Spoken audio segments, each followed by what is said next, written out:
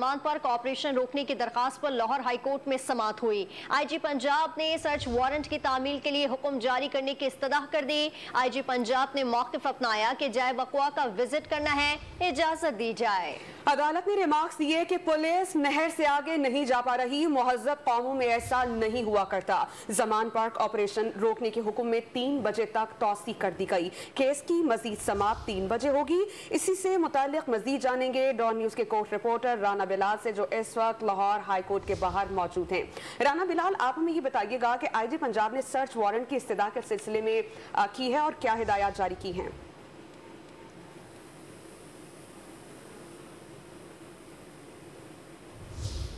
हम कोशिश करते हैं अपने कोर्ट रिपोर्टर से रब्ता बहाल करें और इसी से मुताल्लिक मजीद उनसे जानें। जमान पार्क ऑपरेशन रोकने की दरख्वास्त पर लाहौर हाई कोर्ट में समाप्त हुई है। आईजी पंजाब ने सर्च वारंट की तामील के लिए हुक्म जारी करने की इस्तदा की है। आईजी पंजाब ने मौक़िफ़ अपनाया कि जाए वक़वा का विजिट करना है, हमें इजाज़त दी जाए। अदालत ने रिमार्क्स दिए कि पुलिस नहर से आगे जा नहीं पा रही, मुहज़्ज़ब कौमों में ऐसा नहीं हुआ करता। जमान पार्क ऑपरेशन रोकने के हुक्म ने 3 बजे तक तौसी कर दी गई है।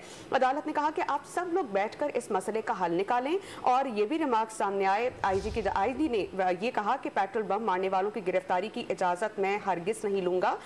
जमान पार्क ऑपरेशन रोकने के हुक्म में 3 बजे तक की तौसी कर दी गई है। आईजी पंजाब ने यह भी बताया अदालत को कि इंतकामी कार्रवाई नहीं होगी, हम जो भी करेंगे वो अदालत को बताकर करेंगे। गिरफ्तार करने वालों से कानून के मुताबिक बर्ताव किया जाएगा। जबकि फवाद चौधरी ने कहा कि इस्तदा है कि आईजी हमारे कारकुनान को हरगिज़ गिरफ्तार ना करें, जबकि अदालत की जानिब से अहम रिमार्क सामने आए हैं कि दोनों तरफ से जिन लोगों ने ज्यादती की है उनके खिलाफ कार्रवाई होनी चाहिए। अदालत ने यह भी कहा कि अब तो कैमरे भी लगे हैं, इन कैमरों की फुटेजेस में चेहरा साफ नजर आ जाता है। जबकि फवाद चौधरी ने कहा कि इमरान खान की हिफाजती जमानत दायर हो गई है। जमान पार्क ऑपरेशन रोकने की दरखास्त पर लाहौर हाई कोर्ट में समाअत हुई है। इस पर मजीद तफसीलात हासिल करेंगे राना बिलाल से। राना बिलाल, आपसे हम जानना चाहेंगे क्या पेशरफ सामने आई है मजीद? जी देखिए, जमान पार्क में ऑपरेशन रोकने के लिए फवाद चौधरी की जानिब से लाहौर हाईकोर्ट में दरखास्त दायर की गई थी, जिसमें आज 11 बजे समाअत का वक्त मुकर्रर था।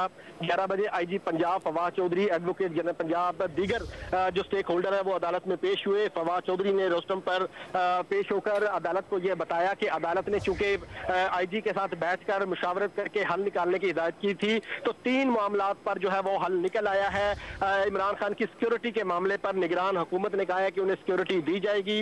दूसरा, जो इमरान खान ने जलसे का ऐलान किया था इतवार के रोज, वो अब पीर के रोज होगा और तहरीक इंसाफ जो रैलियां हैं वो नहीं निकालेगी।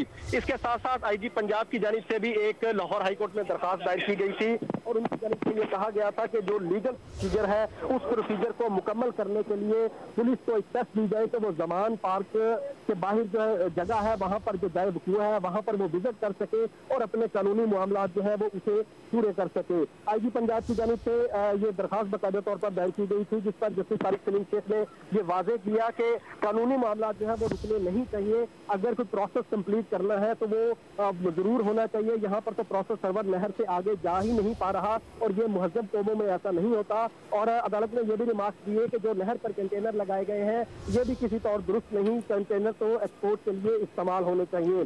फवाद चौधरी ने ये अदालत से इस्तदा की कि अदालत उनके कारकुनान की गिरफ्तारी भी रोके, जिस पर आईजी पंजाब ने वाज़े तौर पर ये अदालत में बयान दिया कि वो किसी से पूछकर गिरफ्तारी नहीं करेंगे। जो तफ्तीशी अफसर है और जो पुलिस अफसर है वो कानून के मुताबिक जो जमान पार्क जहाँ पर कार्रवाई की गई थी वहाँ पर पुलिस पर तशद्दुद करने वाले, पेट्रोल बम फेंकने वाले लोगों को कानून के मुताबिक उनकी फुटेजेस से ट्रेस करके उनको गिरफ्तार किया जाएगा और किसी तौर पर उनसे किसी गैर इंसानी या गैर कानूनी जो बर्ताव है वो नहीं किया जाएगा। जिस पर अदालत ने ये रिमार्क्स दिए कि आप इनको जमान पार्क ऑपरेशन रोकने के हुक्म में 3 बजे तक तौसी। तफसीलात देते राना बिलाल, आपका बहुत शुक्रिया।